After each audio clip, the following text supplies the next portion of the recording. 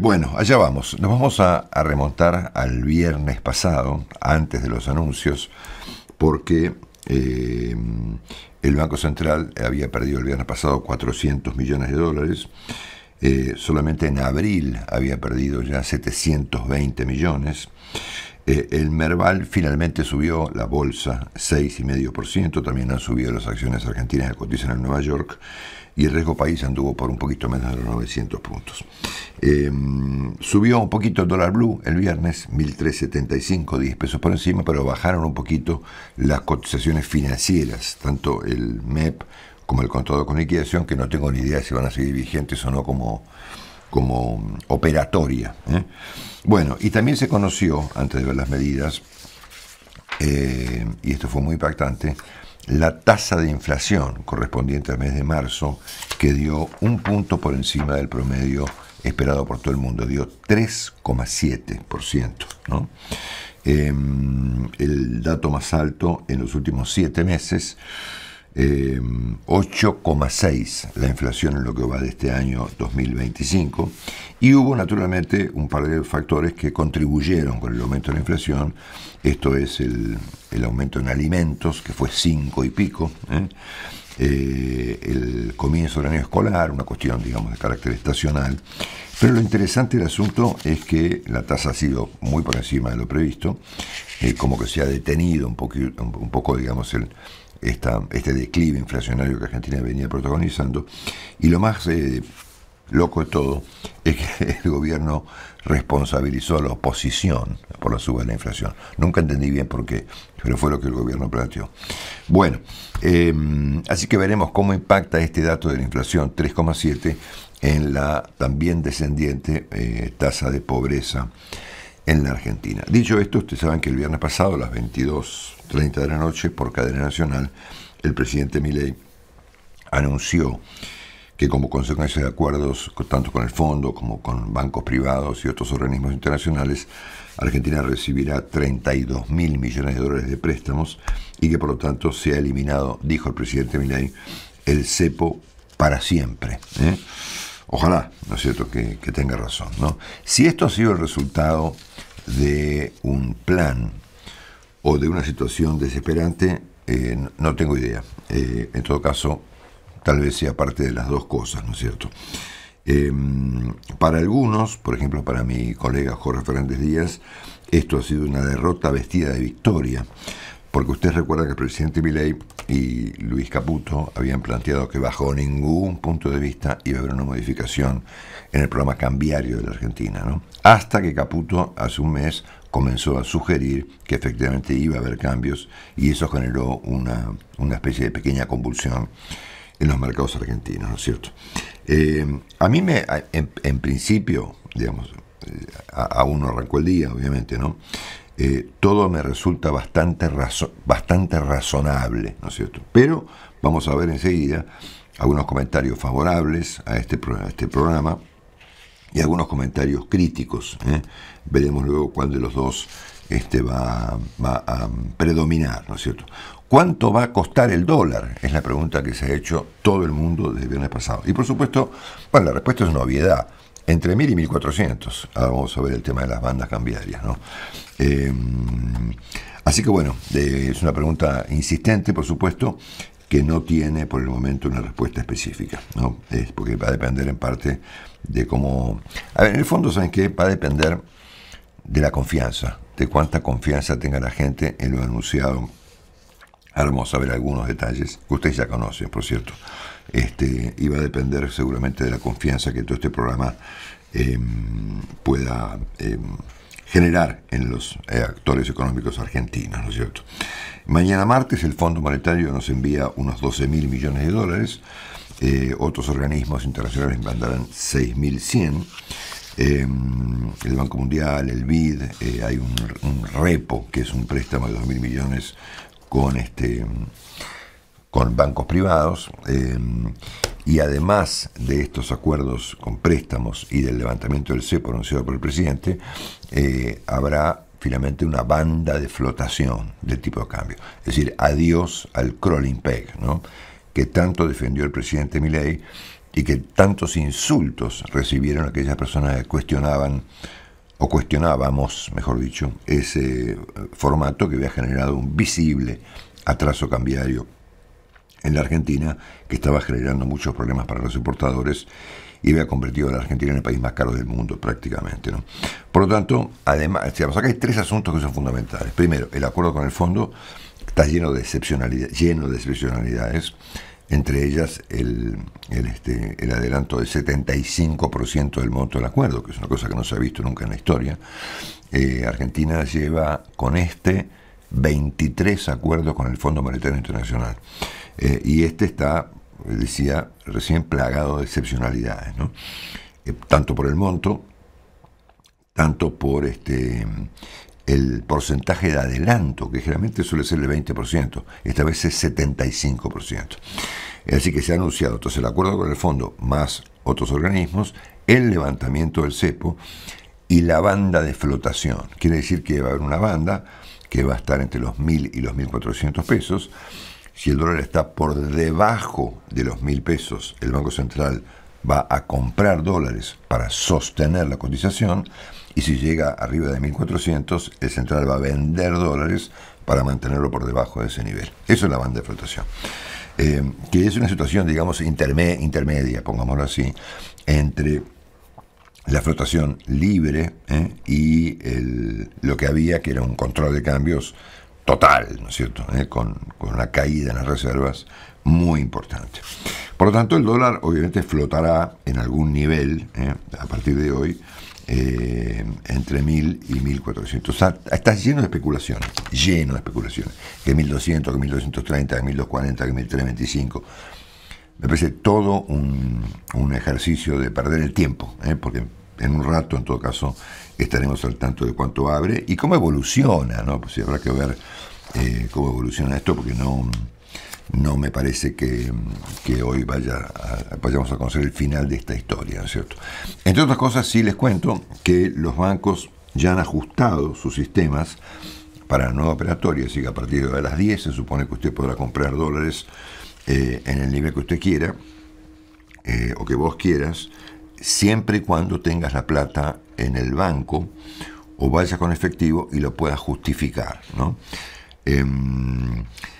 Los detalles básicamente son conocidos, digamos, yo no quisiera perder mucho el tiempo con cómo funciona el sistema. Lo más importante de todo es que les leo, por ejemplo, un resumen que ha hecho, por ejemplo, La Nación de Buenos Aires, ¿no? Con la decisión del gobierno de levantar las restricciones cambiarias para personas, los ahorristas podrán comprar libremente dólares en el mercado oficial, sin condiciones ni topes vinculados a subsidios, empleo público o beneficios sociales. Y que antes vieron que había, si usted tenía un plan, no podía comprar dólares, eso se terminó. Ya no existe el tope de $200 mensuales, siempre y cuando sea a través de débito bancario, eso que tengan los fondos bancarizados. Si las operaciones son en efectivo por ventanilla, se podrán comprar hasta $100. Pero anoche escuché a José Luis Espert diciendo que si usted va al banco, lo dijo así textualmente, con una bolsa llena de billetes y lo puede justificar, eso es lo que encontró anoche Espert con Luis Majul, también puede comprar dólares por ventanilla en efectivo. Bueno, opera por supuesto un régimen de banda cambiaria, tal como le expliqué. El Banco Central podrá intervenir en el mercado de cambios en este nivel, ¿no? Si el tipo de cambio baja de 1.000, compra para que suba, y si sube de 1.400, vende para que baje. Esa es la idea. Así que tenemos fin del cepo, tenemos banda de flotación entre 1.000 y 1.400 y un acuerdo con el fondo y otros organismos como pocas veces se ha visto en Argentina, ¿no es cierto? Bueno, ¿qué puede pasar con el precio? Bueno, qué sé yo, no sé, nadie sabe, ¿no? O sea, nadie serio tiene respuesta a la pregunta, ¿no? Solo que les cuento una anécdota. El sábado me encontré con un tipo, no importa su nombre, que integró el equipo económico de Milei antes de asumir, ¿no? Uno de los partidarios fervorosos partidarios de la dolarización, que me decía, bueno, ¿sabes? Me dice, ya hay un rulo, ¿no?, Para nosotros un rublo es un rublo, ¿no? No, para los financieros un rublo es un negocio, ¿no? Todavía gente el sábado que estaba vendiendo dólar cripto, más caro de lo esperado, y comprando dólares en el mercado único de cambios más barato, ¿no? Es decir, un rublo, la patria financiera que estaba actuando el sábado con la cuestión del arbitraje entre distintos tipos de cambio.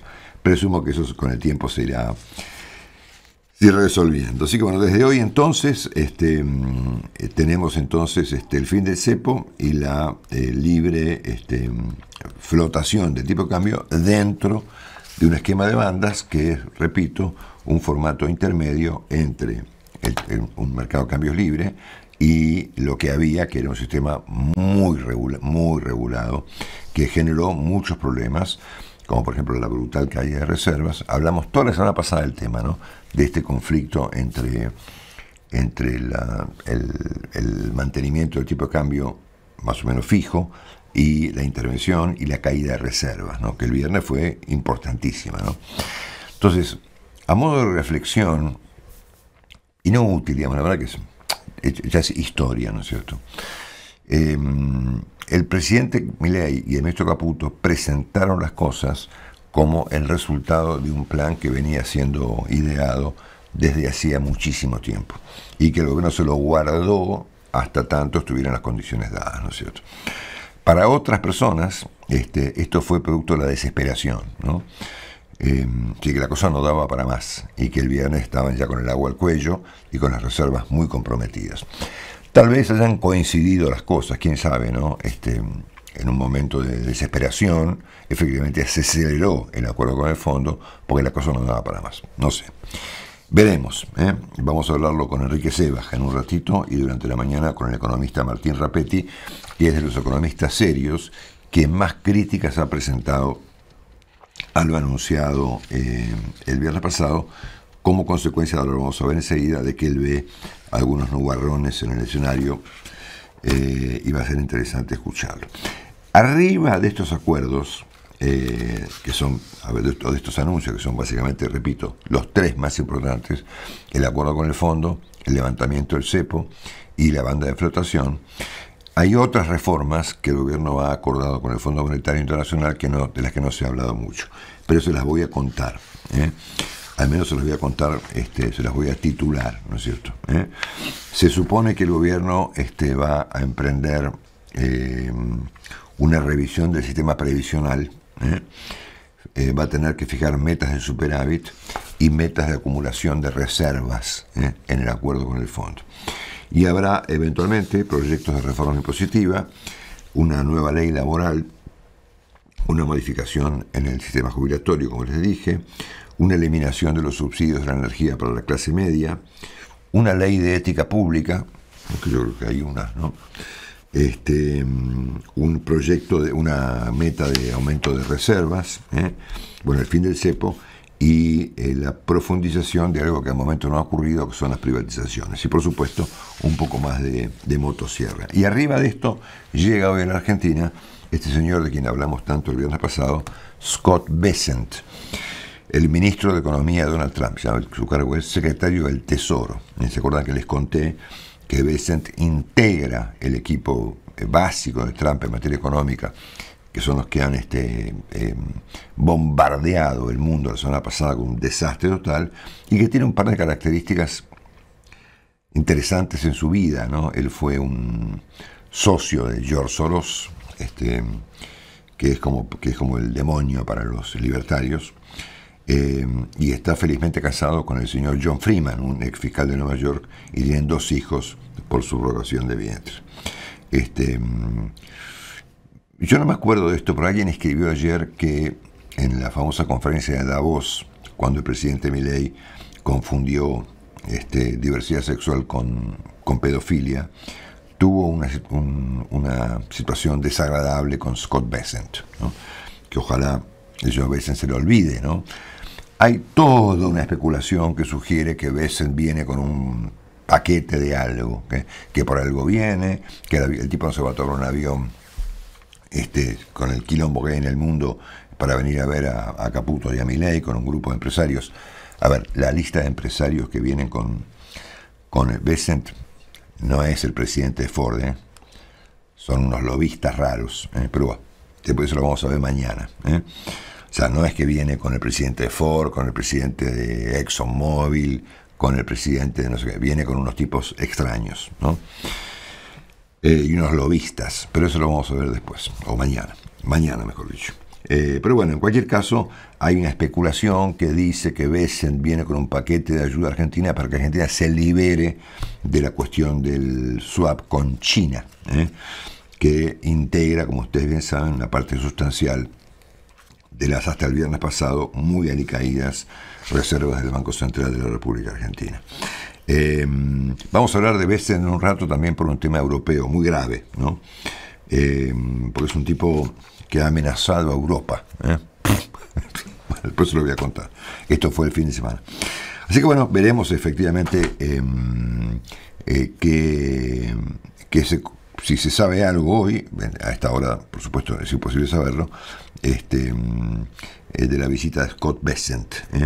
La Argentina acaba de renovar el SUA con China y efectivamente hay gente entusiasmada que sugiere que este hombre quiere sustituir el swap de Argentina con China por un arreglo, un préstamo, un acuerdo con el gobierno norteamericano, no ya con el Fondo Monetario Internacional.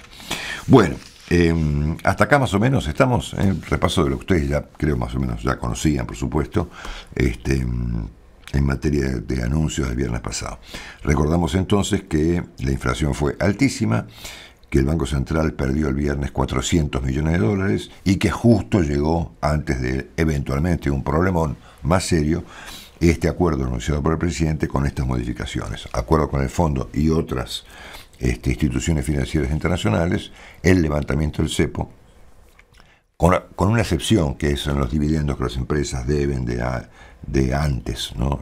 A sus casas matrices. A partir de ahora podrán girar dividendos sin problema, y con la famosa banda de flotación. Muchos economistas han dicho, y yo también lo había planteado la semana pasada, que la situación era insostenible. Bueno, hubo críticas políticas, advertencias, la señora de Kirchner, aquellas cosas que me parecen, la verdad que me parecen por el momento me parecen secundarias, ¿no? Guillermo Francos, el jefe de gabinete, dijo que el cambio de régimen cambiario no implica una devaluación. Bueno, está por verse, ¿no? Porque nadie sabe cómo va a funcionar el mercado a partir de hoy cuando abra, ¿no? Por ahí no pasa nada, por ahí hay una devaluación. Anoche escuché algunas ridiculeces que eran inverosímiles, ¿no? Que el dólar, de acuerdo a no sé qué cuenta el gobierno, esto lo planteaba Majul, ¿no? Que podía costar 600 pesos, o 911. Sin comentarios. No me hagan hablar de eso.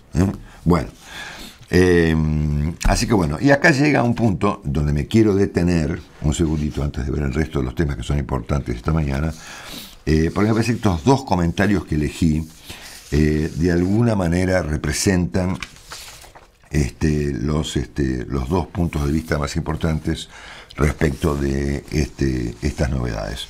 Uno fue presentado en términos positivos por el economista Miguel Bogiano, que integra un equipo de asesores del presidente Milei, y el otro por el muy destacado economista argentino Martín Rapetti, con quien vamos a hablar durante la mañana de hoy. En resumen, ¿qué dijo Bogiano? Bogiano es el hijo de quien fuera ministro de la Corte con Menem, aquella corte que llamaba la Corte, ¿cómo se llamaba, Carlitos? La corte automática, bueno, no me acuerdo ahora cómo se le decía. La mayoría automática, bueno, y que fue retirado de la corte en medio de un escandalete. Bueno, ¿qué dijo Bogiano? Que el Banco Central tiene ahora pólvora por el 160% de los pasivos del Banco Central. Y no hay forma matemática de romper la banda de los 1.400, ¿no? Todo indica, dijo Miguel Bogiano, repito, asesor del presidente Milei, que los exportadores terminarán empujando el precio hacia 1.000 esto es para abajo, como consecuencia de la liquidación de divisas de parte de la exportación que empieza ahora. Y buena suerte a los que compraron el dólar futuro, porque la van a necesitar. Es decir, que la gente que compró futuros más altos, él cree que van a perder mucha plata, ¿no? Así que él cree, y lo firmó en un artículo en el diario Clarín, que el dólar irá camino a una banda inferior a los 1.000 pesos, ¿no?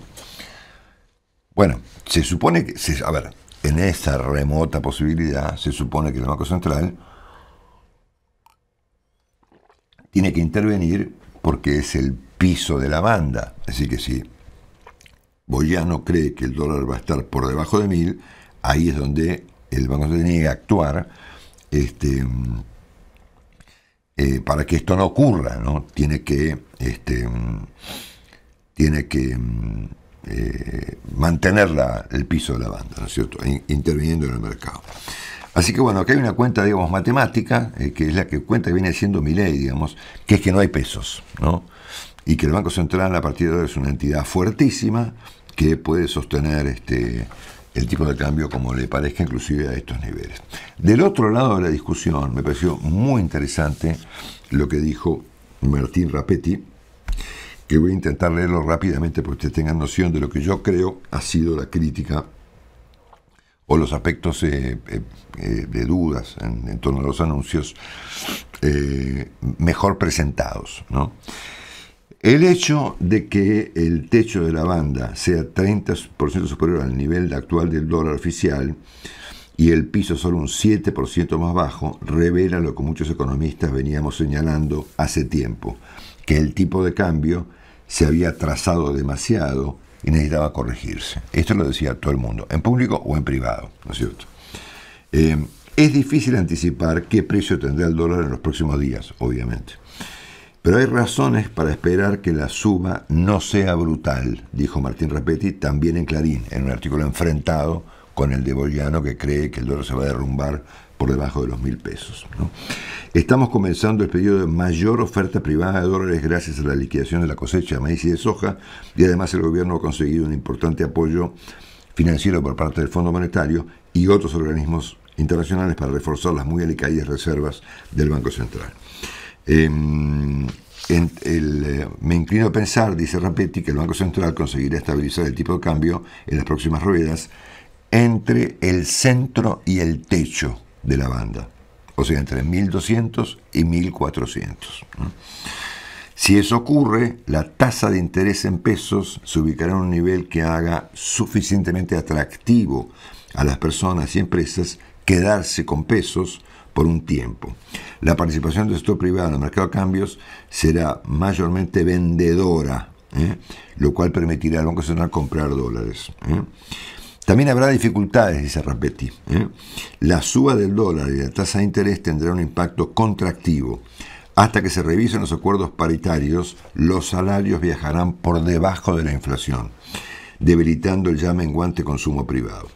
La suba de la tasa de interés encarecerá la liquidez para las empresas, que se vienen afectadas por dos fuerzas independientes. Por un lado, la debilidad de la demanda y por el otro, el desafío de la competencia importada.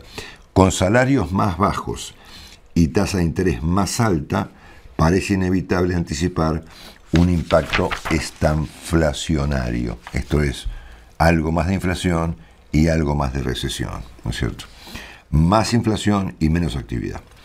De aquí deriva otro riesgo, que el deterioro de los ingresos y de la actividad erosionan el apoyo social al gobierno. Esto es importante, porque estas medidas, como también marcamos aquí la semana pasada, se han tomado en un contexto electoral, ¿no? Las elecciones empezaron ayer en Santa Fe, ahora vamos a hablar de eso. Y aquí uno podría decir, bueno, el presidente no tuvo más remedio, es decir, tenía el agua al cuello, digamos, no daba para más, y con independencia de los riesgos electorales hubo que actuar. Este sería un punto de vista, ¿no es cierto? También es cierto que uno podría decir, mire, el presidente Milei no le importó las elecciones, es decir, no le importó nada, digamos, e hizo lo que tenía que hacer. También es un punto de vista interesante para mirar, ¿no? tal vez las cosas estén como siempre en el medio, ¿no? Estábamos muy complicados, el viernes pasado, muy complicados, y el presidente actuó. Y tuvo que actuar así, con independencia de que esto lo afecte, como dice Rapetti, si efectivamente esto esto genera una corrección en las reservas, pero una complicación en materia de actividad económica, bueno, el presidente ha ignorado como proyecto, o como, porque no tenía más remedio, el panorama electoral que se está abriendo en la Argentina. Bueno, espero haber sido con este tema más o menos claro. Me parece muy importante este debate a la distancia, Bogliano-Rapetti, siendo que me parecieron las dos opiniones, una en favor y otra no tan en favor, más importantes que se han escrito en los diarios este fin de semana. Así que bueno, a partir de hoy entonces, señores, ¿cuánto va a costar el dólar? Veremos, ¿no es cierto? Bueno, les cuento, es muy interesante la agenda del día, con independencia de que toda la atención está puesta en esto, por supuesto, porque han ocurrido dos episodios que yo quiero subrayar como ciertamente muy graves. Otra vez el presidente Milei retuiteando insultos contra periodistas, cosa que no ocurría hace bastante tiempo, creo, ¿no? Y en este caso, con unos comentarios muy inapropiados contra un periodista que es una persona de bien, que es un tipo intachable, que es un intelectual de alto nivel, que es un gran escritor argentino, muy importante, que es Jorge Fernández Díaz, ¿no? Y a mí esto me pareció tan desagradable, tan inapropiado, tan incorrecto, tan inútil, ¿no? Me parece que Jorge le dio un reportaje a La Nación Más, donde habrá dicho algo que no le gusta al gobierno, que tampoco es ninguna novedad, ¿no? Entonces, el señor, que se llama Fernando Oría, que tiene un cargo en el gobierno, es el cineasta oficial, ¿no? El director de realización audiovisual de la presidencia. El nombre de pila es Fernando, bien digo, sí, Fernando Oría. Descalificó a Fernández Díaz como parte de una generación fracasada. Jorge no parece un tipo muy fracasado. El presidente lo restituyó agregándole al mensaje de mentiroso, sanatero, que escupe información falsa. Entonces escribió Oría, ¿no? Entonces el presidente le agregó al tuit de este hombre Oría, desenmascarando operadores, ¿no es cierto? Mira, yo lo que te puedo decir de Jorge Fernández Díaz es que es un tipo cuyo único defecto que yo conozco es que no es muy simpático, digamos. No es un tipo para morirse de la risa, ¿no es cierto? Es un tipo muy serio, ¿no? Y distante, digamos, y como los escritores y los periodistas de los diarios, un poco como torturado, digamos, ¿no? Pero un tipo muy exitoso, y un gran tipo además, ¿no? Y muy talentoso, ¿no? Que generalmente él ofrece un punto de vista sobre los acontecimientos argentinos, más o menos como yo. Él es muy mejor que yo, obviamente, ¿no? Entonces, ¿operador de qué? O sea, a ver, ¿qué está sugiriendo Milei? ¿Que Fernández Díaz es un corrupto? Pero está loco, ¿entendés? Eso no se hace. Un presidente no insulta con ciudadanos del nivel de Fernández Díaz, que ofrecen un punto de vista, en el caso de Jorge, muy apropiado, ¿no es cierto?, sobre los acontecimientos argentinos. Me pareció grave porque esto parecía haberse aplacado un poco, pero se agravó con lo de Jorge, ¿no? Creo que el tuit original del señor Oría es máximo sanatero de la ultra amargura. Debe desayunar vinagre con chocolate 99% de cacao. Mira la tontería que ponen, ¿no? Es el tipo de persona que brillantemente define el señor Alejandro Rosichner, que se ha vuelto un fanático también, ¿no?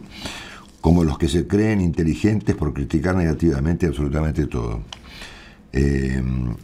un amargo, yo qué sé, bueno, toda una pavada. Y el presidente le agregó este comentario tan inapropiado, peor que el de Oría, que es desenmascarando operadores. Y el otro episodio muy grave ocurrió, es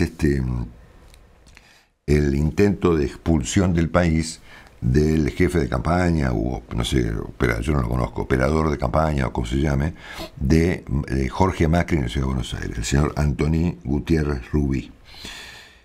Resulta que Gutiérrez Rubí es como estos tipos, como Durán Barba, como los personas que se intervienen en las campañas electorales con sus estrategias, sus encuestas y sus focus group, yo qué sé. Y trabajan para el que los contrate, ¿no es cierto? Son profesionales, digamos, ¿no? Como los abogados, qué sé yo. Entonces, claro, Gutiérrez Rubí trabajó para la campaña de Sergio Massa. Y trabajó para muchas campañas en Latinoamérica. Creo que es catalán, ¿no? Ha escrito libros muy interesantes. Y ahora fue contratado por Jorge Macri para la campaña de Ciudad de Buenos Aires. Es como si fuera Santiago Caputo, digamos, pero en lugar de trabajar para Milei, trabaja para Jorge Macri. Y parece que el presidente le atribuye a este Gutiérrez Rubí una supuesta campaña sucia de la que habría sido víctima Milei en las elecciones presidenciales, y parece que le ha tomado mucha rabia, ¿no?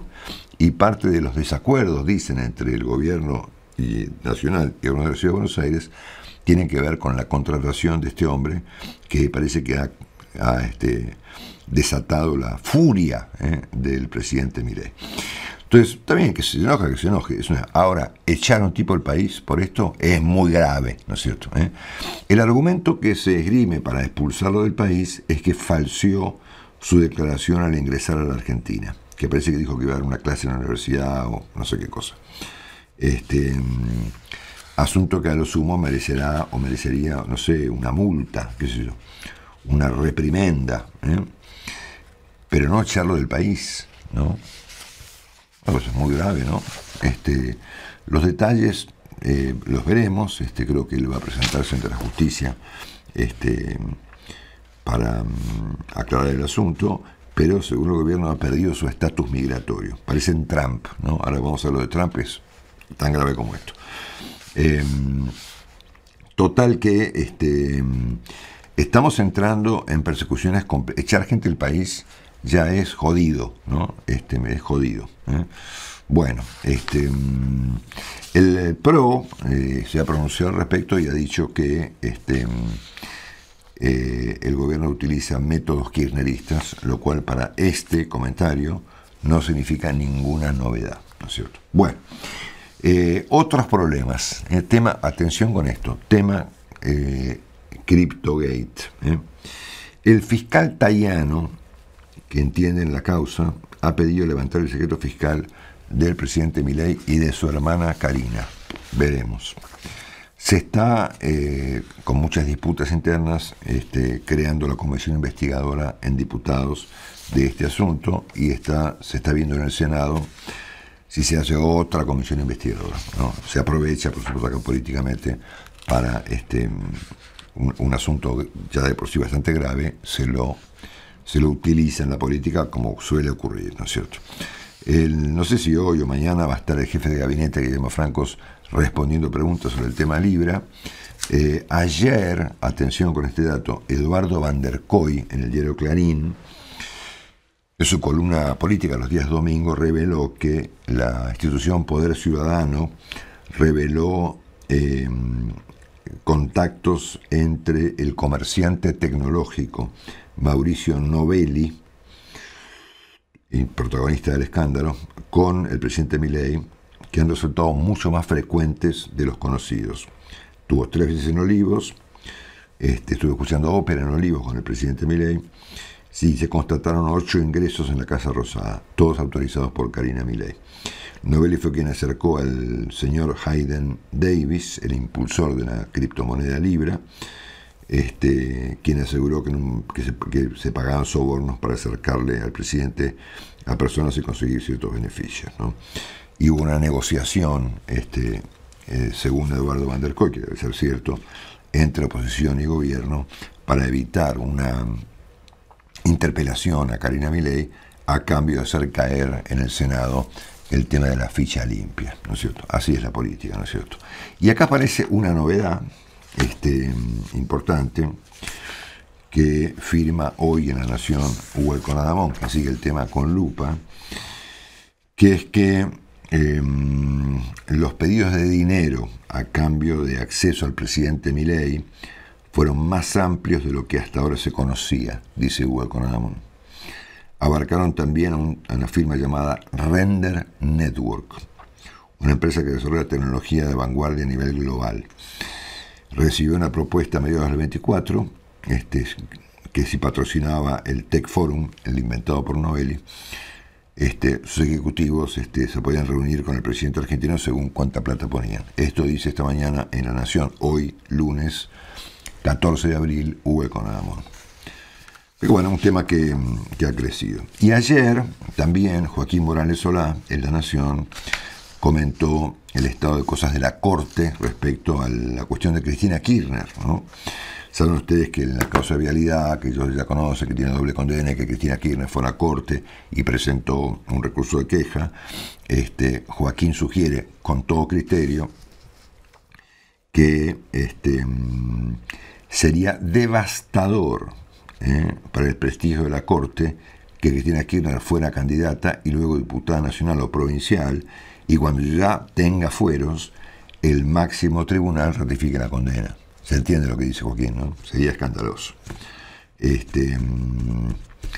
Así que lo que debiera ocurrir es que la Corte le ponga al asunto alguna velocidad para no pasar esa situación tan complicada para la Corte, ¿no? Que es que ella sea candidata y resulte electa y a los pocos días aparezca una condena que la inhabilita ya con fueros.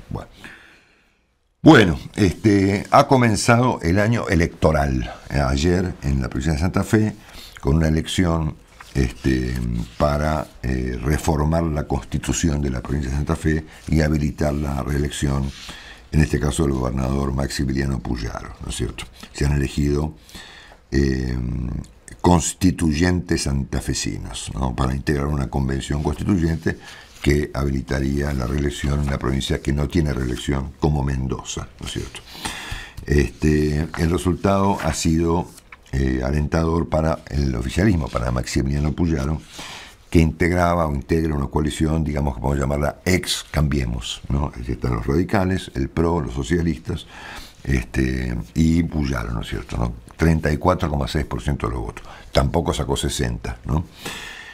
Segundo, el peronismo, con el candidato Juan Monteverde, un peronismo muy dividido además, pero predominó en el peronismo dividido este hombre Monteverde con 15%, y salió tercero La Libertad Avanza con 14,1% con el candidato Nicolás Mayoras. ¿Se puede proyectar esta elección para constituyentes santafesinos a nivel nacional? No, de ninguna manera. Es una elección muy específica, muy local de Santa Fe, para elegir convencionales constituyentes. Así que yo no proyectaría ninguna conjetura nacional a partir de esta elección. Arranca así ahora un cronograma electoral que empieza ahora el 4 de mayo en Salta, sigue el 11 de mayo con 3 elecciones, Chaco y Jujuy, y alguna más que no me acuerdo, el 18 de mayo en la Ciudad de Buenos Aires y el 8 de junio en Corrientes. Quiere decir que el año electoral está ya lanzado desde ayer, ¿no es cierto? Bueno, no hay acuerdo todavía entre Cristina Kirchner y Axel Kicillof por el tema de la eliminación de las elecciones primarias en la provincia de Buenos Aires. Ahí está todo medio complicado. Y en el plano de la ciudad de Buenos Aires está la campaña de lanzada. Habló Manuel Adorni, saben que hay 3 candidatos importantes: Manuel Adorni, Leandro Santoro y Silvio Daspenato. Manuel Adorni, candidato de La Libertad Avanza, dijo que el PRO ha quedado obsoleto.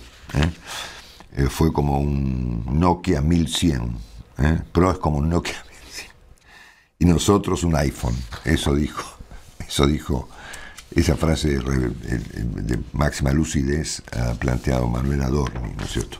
Arrancó la campaña de Santoro, que, a ver, por lo que escuché ayer o leí ayer, dicen que tanto a La Libertad Avanza como al PRO les conviene que gane Santoro, porque La Libertad Avanza no quiere que gane el PRO y el PRO no quiere ganar La Libertad Avanza. Entonces los dos están empujándolo a Santoro, para perjudicar o al PRO o la Libertad Avanza. Eso pasó con Milei, ¿no? El mismo esquema ocurrió con Milei. Sí, Macri lo impulsaba para perjudicar a Massa y Massa lo impulsaba para perjudicar a Macri. El resultado ganó Milei, ¿no es cierto? Así que acá, si seguimos esa regla, probablemente gane Santoro, ¿no es cierto? Decime de una genial, Carlitos, es extraordinario. Para que es insólito, ¿no? Porque el PRO no quiere que gane Carina Milei y Milei en la ciudad, y los Milei no quieren que gane Macri. Entonces los dos están entusiasmados, ¿no es cierto?, con el triunfo eventual del peronismo en la ciudad de Buenos Aires. Y después estuvo Silvia Dos Penato, que es una señora seria, por supuesto, haciendo campaña en la ciudad de Buenos Aires, pero sin mayores definiciones, ¿no es cierto? Bueno, ¿se viene una reforma migratoria? Dicen que sí. Ayer Santiago Fioriti, que es un periodista del diario Clarín, sugirió esto como un proyecto del gobierno que yo me lo imagino con rasgos clásicos del populismo actual, digamos, la persecución de los inmigrantes, ¿no es cierto? Si fuera los inmigrantes, como en Estados Unidos. Bueno, temas vinculados con la seguridad. Ah, no, eso viene enseguida, perdón. Se ha retirado un busto, que estaba una cosa muy inapropiada, por cierto, de Néstor Kirchner en un hospital nacional en el Calafate, en el hospital Samic.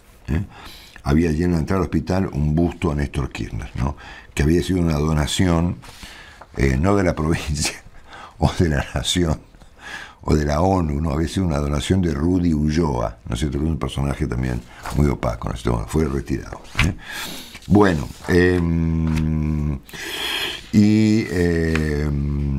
¿qué más?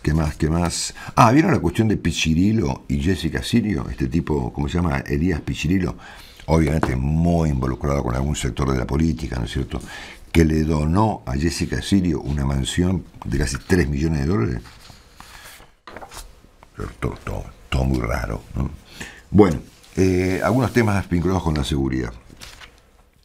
Hubo un episodio terrible en Parque Chacabuco, en la ciudad de Buenos Aires, cuya víctima principal fue, en primer lugar, Leonardo Daniel Camarena, de 43 años, que fue acuchillado en un asalto. El hombre procura irse con su auto y en su huida se desvanece, luego muere, por supuesto, y atropella a una señora que también muere en el episodio, ¿no es cierto? Tremendo. Esto ocurrió en la esquina de Castañares y Corea, en Parque Chacabuco, en la ciudad de Buenos Aires, ¿no? Y el tipo que acuchilló al señor Camarena, de 43 años, tenía que haber estado preso, porque tenía condenas, antecedentes, 27 años, un tal Matías Pérez, con 3 causas por robo y otras causas archivadas por contravenciones de todo tipo, estaba libre de manera aparentemente inapropiada. El año pasado creció 13% el robo de autos. Se roba en la Argentina un auto cada 5 minutos, uno cada 5 minutos. Y el anteaño había habido 93.000 y pico de robos, y el año pasado hubo 103.000, según un aumento de 13%, ¿no? En su mayoría hechos con uso de armas de fuego, ¿no? Pasamos de 91.000 robos de autos en 2023 a casi 4.000 el año pasado. Un aumento, repito, de 13%. Un auto cada 5 minutos. Y hemos tenido en el año 14 hechos graves de violencia en aulas de escuelas de la provincia de Buenos Aires. 14. Y hoy se conoció la noticia de que una niña llevó a una escuela de Florencio Varela, la secundaria número 26 de Varela, fue encontrada con un arma, 16 años la chica, un arma y 150 balas, que por supuesto, y gracias a Dios, no llegó a utilizar.